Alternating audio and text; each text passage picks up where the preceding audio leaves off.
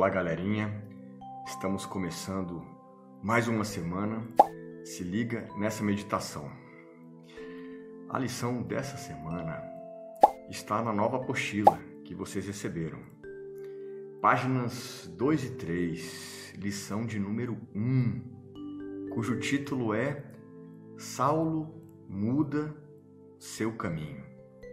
Essa lição está na palavra do Senhor, a Bíblia, em Atos capítulo 9, dos versos 1 a 9.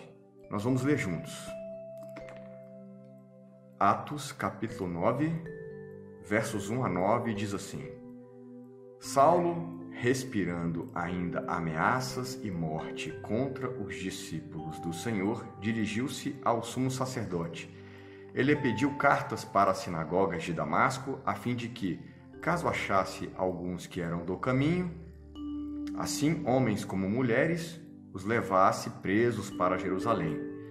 Seguindo ele estrada fora, ao aproximar-se de Damasco, subitamente uma luz do céu brilhou ao seu redor.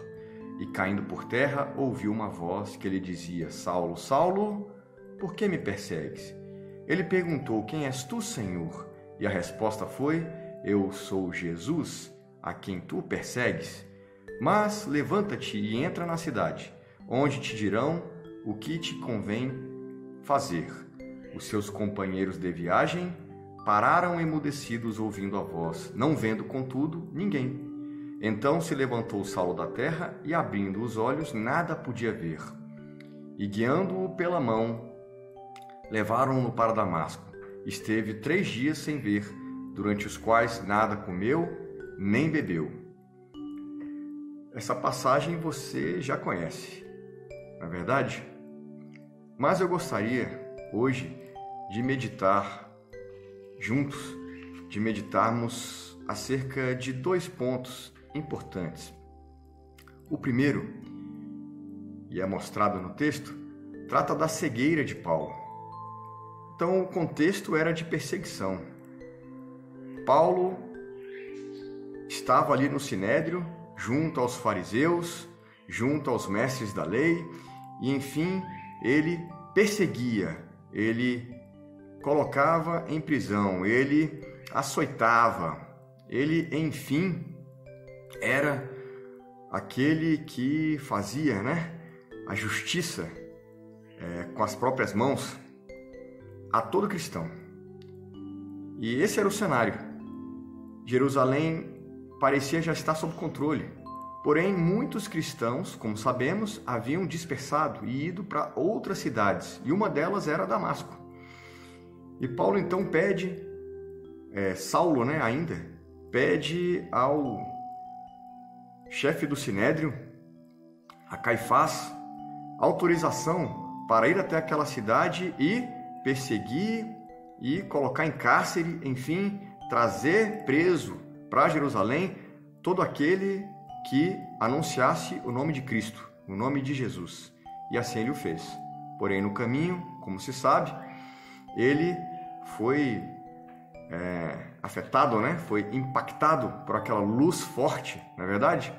Luz forte essa que o fez desmaiar, enfim, o fez entrar em outro estágio, o fez ficar cego dos olhos.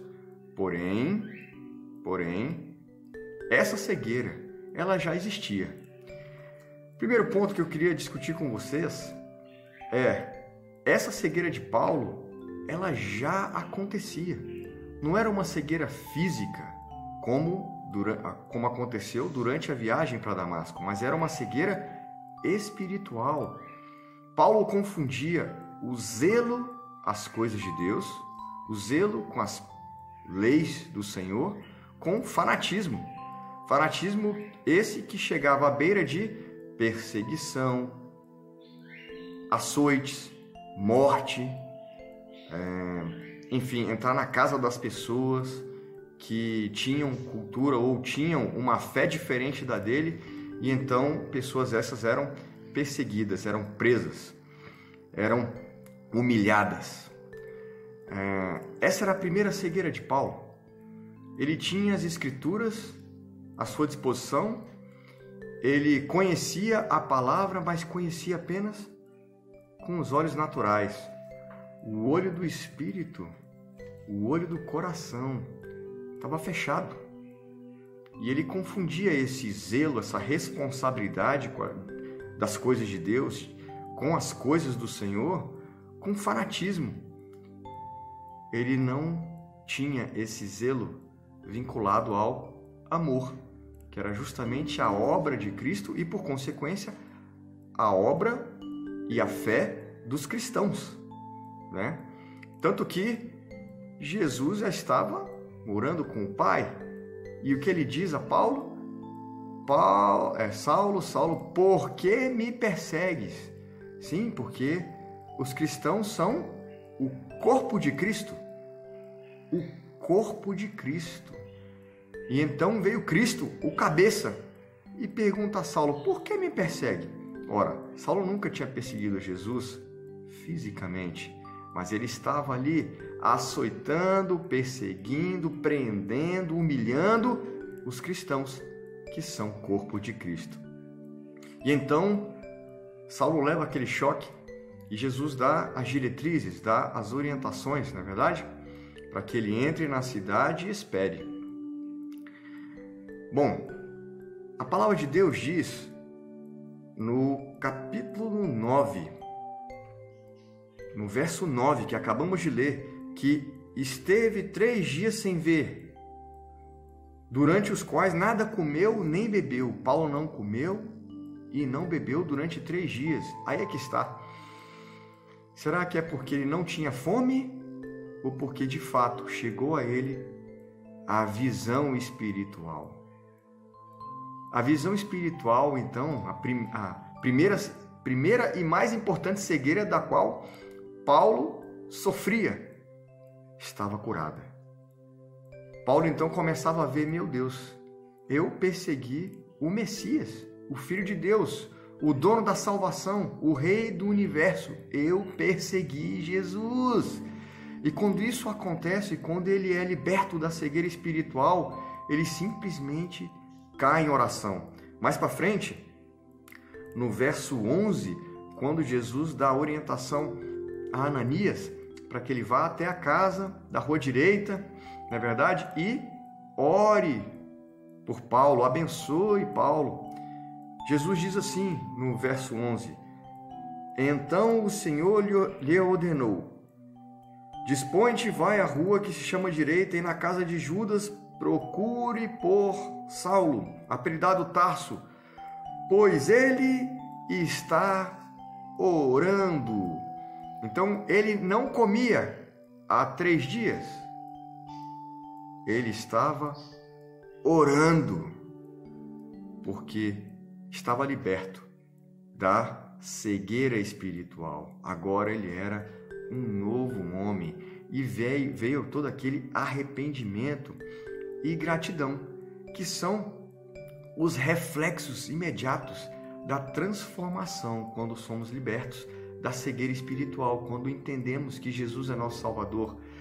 Os dois sentimentos, os 2 reflexos, as 2 consequências que logo nos tomam são arrependimento e gratidão. Arrependimento pelo que fizemos no passado, como João Batista sempre pregou: se arrependam, pois o Messias está vindo. Lembram disso? Pois então, aquilo estava acontecendo com Saulo, àquela hora, era tarde, mas era tempo, pois vivemos no tempo da graça, o tempo da salvação, pois Jesus não veio para condenar. O tempo da graça é o tempo da salvação. Jesus vem para salvar, para libertar a nossa visão espiritual. Era o que estava acontecendo com Saulo. Ele estava liberto e logo veio a primeira consequência imediata.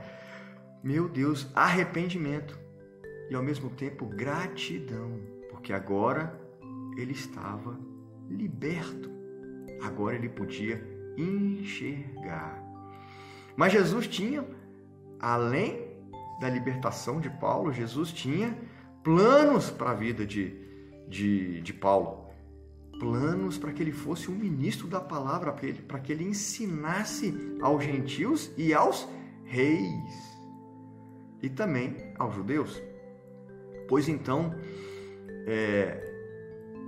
Jesus devolve a ele a visão física e Ananias ora por ele e a palavra de Deus diz que espécies de escamas caem de seus olhos e ele volta a enxergar e está pronto, portanto, para seguir a obra de Jesus, ensinar sobre Jesus, falar sobre Jesus, principalmente dando exemplo dele mesmo, que ele era de um jeito e foi transformado. Ele descobriu, aliás, Jesus descobriu ele, e então ele descobriu que Jesus é o Salvador, porque primeiro foi Jesus que o alcançou, depois ele se agarrou a Jesus. Tá? A palavra de Deus diz ainda que ele não saiu daquele momento, daquela situação, naquela cidade, do encontro com Ananias, que foi o servo mandado por Jesus, no primeiro momento para capacitá-lo, para estar andando ali naqueles primeiros instantes, lado a lado com ele. Ele não saiu daquele momento sem ser batizado. A palavra de Deus diz que, no mesmo capítulo, no verso 18, diz assim: imediatamente lhe caíram dos olhos como que umas escamas, e tornou a ver. A seguir, levantou-se e foi batizado. Olha que maravilha! Estava completo. A visão espiritual estava com ele agora, a visão de Cristo. Ele havia sido liberto. Ele havia sido liberto da cegueira que mais matava ele todos os dias, fazia mal a ele todos os dias, o distanciava da verdade todos os dias, o distanciava da vida do reino de Deus. Agora não mais. Agora ele não era mais Saulo, mas se nomeava Paulo, ministro de Cristo. Então, esse fanatismo de Saulo não condiz com o zelo da palavra. O zelo da palavra não é fanático, o zelo da palavra é equilibrado. O zelo da palavra, o zelo com as coisas de Deus significa amor, porque Deus é amor. Gamaliel já o alertava. Já alertava também, Gamaliel havia sido mestre de Paulo, e ele já alertava sobre isso aos mestres da lei, aos fariseus, né? Ele dizia em Atos capítulo 5, 38 a 39, que se a obra dos cristãos, daqueles que tinham a fé em Jesus Cristo, não fosse autêntica, não fosse verdadeira, não viesse de Deus, ela iria morrer. Como outras tantas que ele bem cita durante essa passagem, haviam morrido, haviam desaparecido, haviam sido esquecidas. Não é verdade? Justamente para alertar de que não se combate em nome da fé com violência, com perseguição, com açoites. Mas, enfim, agora Saulo estava enxergando com seus olhos físicos e com seu olho espiritual. O outro ponto de atenção, o segundo ponto de atenção que eu gostaria de meditar com vocês é sobre o tempo da graça. O tempo em que nós vivemos, o tempo em que Paulo viveu. Sim, porque Paulo era, de fato, merecedor de ser alcançado por Jesus? Diante de tudo que ele fez, qual foi o esforço que ele fez para ser merecedor da salvação? Ele perseguiu pessoas? Ele prendeu pessoas? Ele testemunhou a morte de Estevão sem nada fazer, com as mãos atadas, talvez até regozijando-se, tendo alegria naqueles açoites, naquele apedrejamento? Meu Deus! Paulo fez o quê? Perseguiu cristãos, não só em Jerusalém, mas sua fome de perseguição ia além das fronteiras da cidade, ia além das fronteiras do reino. Ele foi para outros reinos, outro país, outras cidades, para perseguir, encarcerar, humilhar pessoas, tirá-las do centro das suas famílias, enfim, e encarcerá-las. Será que esse foi o esforço que o fez merecer ter o reino de Deus? Não. E tudo que Paulo ou qualquer um de nós fizermos para sermos merecedores da salvação, da vida em eternidade com Cristo, não será suficiente. Não será suficiente. Então, a meditação é sobre a graça. A graça de Jesus, o favor de Jesus, o amor de Jesus nos alcançou primeiro, independentemente do nosso histórico, independentemente da nossa cultura, da nossa fé. O que nos leva a aceitar esse amor, esse convite de Jesus, é o arrependimento e a gratidão. A gratidão porque Ele nos amou independentemente do que fizemos, independentemente do nosso histórico, independentemente dos nossos pecados. Ele nos amou primeiro, Ele veio até nós. E depois porque Ele aceita o nosso arrependimento para andarmos uma nova vida completamente diferente. Uma vida que já temos o futuro garantido. Uma vida em que já temos o futuro garantido. Viver ao lado de Deus, porque assim diz Jesus, Ele estaria preparando os nossos quartos para morarmos nos céus com Deus e com Ele mesmo. Amém? Então, nós vivemos um tempo de graça. Nada que fizermos será suficiente para agradecer a Deus, para merecer a vida eterna, não é verdade? Assim como com Saulo. Com Saulo, muito pelo contrário. Ele não fez nada que desse alegria a Jesus, né? Pelo contrário, a primeira conversa de Jesus com ele foi: por que tu me persegues, Paulo?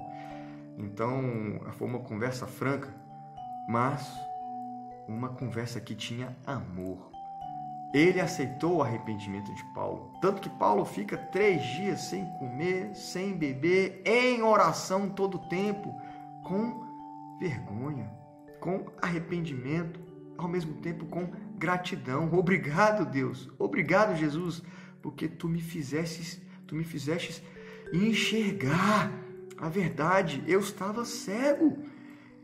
Eu tinha a Bíblia à minha disposição, mas eu não a consultava. Eu seguia os costumes, eu seguia uma série de regras, uma série de leis, mas não via que a tua palavra, que a tua obra é amor, é compreensão, é perdão.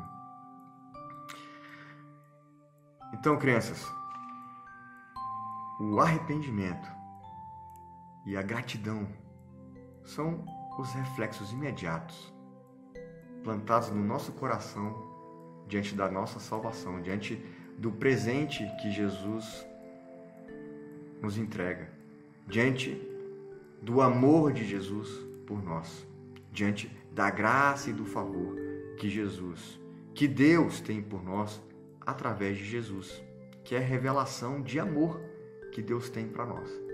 Amém? Olha, eu sou grato por essa graça que alcançou Paulo. Todo dia sou grato pela graça que alcançou você, que alcançou a mim. Através dela, eu sou movido todo dia.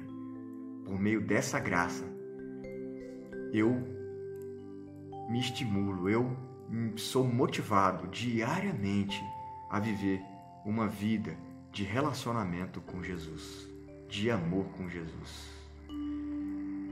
Excelente semana, crianças. Nos encontramos no próximo sábado. Não esqueça, eu tenho 2 desafios para você.